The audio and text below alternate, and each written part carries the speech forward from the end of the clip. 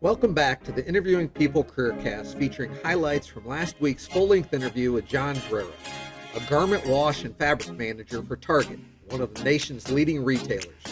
John will be sharing about his path to becoming a fabric and wash expert, what it's like to travel for his career, and what he wishes he had known in high school. So sit back, relax, and know you can always go back to watch our full interview if you'd like to learn more. Enjoy the show.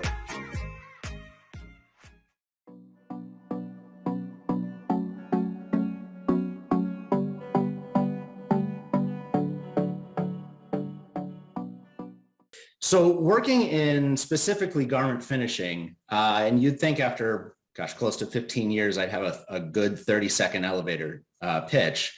Essentially, I help advise our overseas vendors and our internal designers in the best way to execute garment finishing. And garment finishing, when I say like garment wash or garment finishing, I'm not talking about like at home with Tide. I'm talking about any sort of chemical or mechanical process to get a garment to look the way that it does in store. Good examples of that would be like tie-dye, a lot of the t-shirts you might find at the Buckle, like those have tons of finishing on them. The greatest example I would say is denim. So if you go and buy a pair of jeans, nobody actually wore that pair of jeans for 10 years to get them to look vintage. But there are different chemical and mechanical processes that simulate that same sort of wear and tear on the garment to get it to look as if it's vintage. And that's kind of the work and the space that I operate in. Okay. So when you were in high school, I'm guessing you didn't have any idea that you were going to end up doing this. I see that you went to Ohio State and earned a degree in biological science. Mm-hmm. Is that something that you use in your current position? Was it a springboard to that, or do you really not use that? It was I would say it's certainly a springboard. There's a couple of biological entities that we operate with, particularly enzymes. So these are chemicals that are a part of a cell, and we manipulate those enzymes in a way to chew up, say, cotton, and just chew it up in the way that like I think like the bacteria in like horses and termites, like inside their stomach that helps to digest it, we utilize those enzymes. Now, we're not hurting any animals by doing this.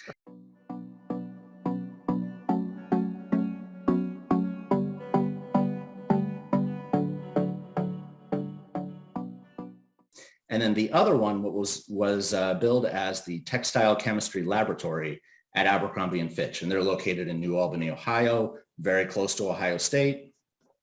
So I started in on at the Textile Chemistry Laboratory, which is just kind of informally called just a wash lab. And that's where we do a lot of the finishing processes for garments at a very small scale, and then scale them up for larger production.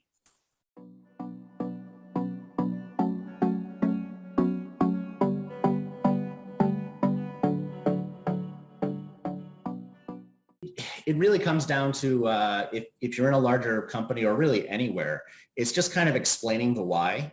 Like, why is this important? Why should Target invest? I think it was like $500,000 into this wash facility. That's a good chunk of change. What's the return on investment?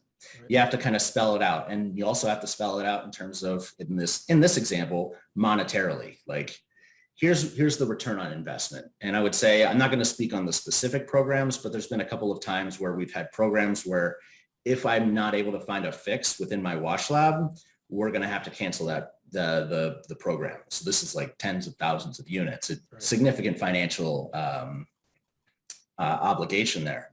I would say like the wash lab has paid for itself like 20 times over since it's been completed. So it's very validating to have that sort of happen, but you definitely, whether it's a small company, one-on-one, or a large company, explaining the why of doing something and doing it in the terms of the person that you're speaking to, absolutely critical.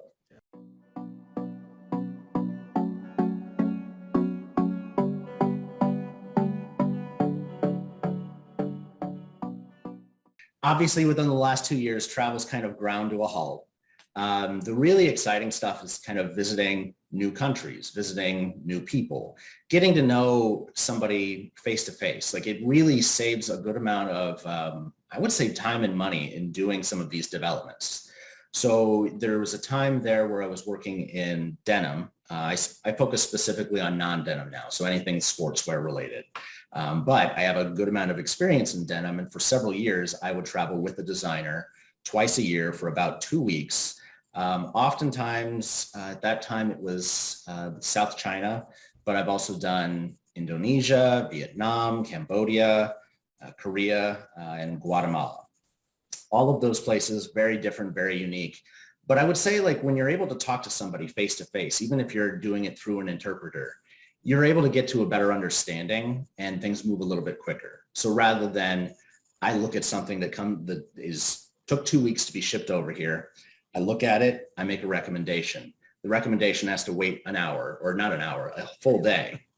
Then somebody reads that recommendation, translates it in their language, does kind of what I'm asking for. Sometimes it's tough. And then I have to wait another couple of weeks for the next round of samples. Whereas if we're there face to face, we can get these samples get done to a point where design approves them. Like, yes, this would be amazing to go in store. And we'll get to that point within a week rather than several weeks. So it is very beneficial in doing that. From a family standpoint, I would say you would have to talk to my wife on the actual impacts. I would say my first big trip was about 2.5 weeks. And in that time, I missed our first anniversary. There was 1 year where I missed our anniversary and Mother's Day. I think it was her first Mother's Day. So like travel, it's comical, and I have a very loving and forgiving wife for that. But it can be kind of hard. For me, it doesn't matter the length of time on the trip. Usually around 2/3 of the way in, I just want to get home. So if I think the longest I've ever done was a little over 3 weeks. That one was really hard. But even on a 3-day trip, by the time I get to the third day, I just want to come back.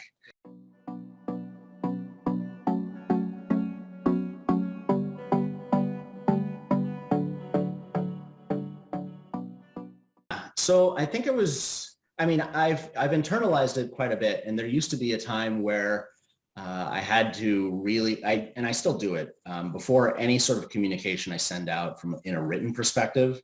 Because I think one of the things, especially in this current global climate where everybody's like talking to a screen, it's very difficult to have, to pick up on the social cues of somebody. And the written word, it can be interpreted however you want. So a perfectly innocuous sentence that I would type, somebody else could read it and be like, wow, he's being really aggressive here. So one of the things I try to do is I really try to like wordsmith every email that goes out. Probably takes me twice as long to send them out, but managing those relationships and stopping what I love to call the swirl. As soon as you're able to kind of stop that, you're going to get a lot more done. I was reading a fantastic book last year, Give and Take by Adam Grant. I highly recommend it for just kind of like understanding different people. But within that, there was a little bit of a credo that came out that I have tried to adopt, and I've found it's very successful. It's really just 4 simple steps. I've got it like right here on my computer so I don't forget it. Show up. That's number 1. Don't be tardy. Don't miss time. Number 2, if you're there, work hard. So work hard's number 2. Number 3, be kind. Always assume positive intent. Most of the time, people aren't really thinking about you in a negative sort of way. So don't internalize that. And then the 4th one is to take the high road. I find that's the best kind of pathway to take. I haven't always been true to that throughout my career, but I know that I've had greater interpersonal success as I've kind of adopted this. And so like, yeah, it's really 20% of the job is, and I'm just making up these percentages, by the way, 20% of the job is really, what you know and how you can do it. I'd say 80% of the job is those interpersonal soft skills. That's really important to develop.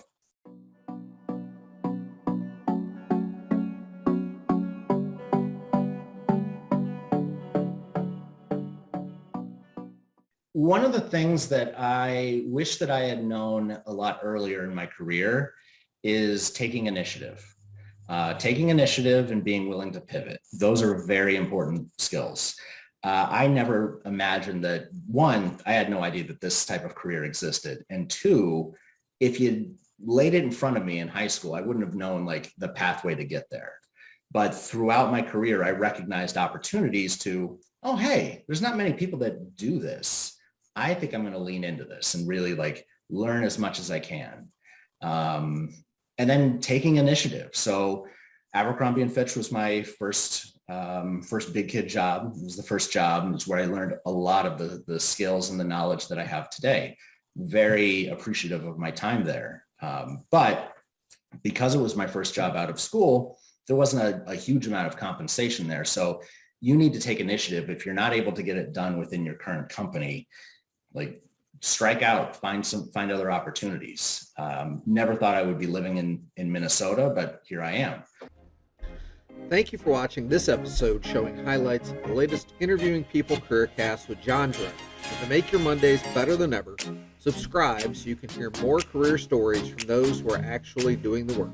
Thank you for watching, and as always, remember that the best part about Mondays is interviewing people.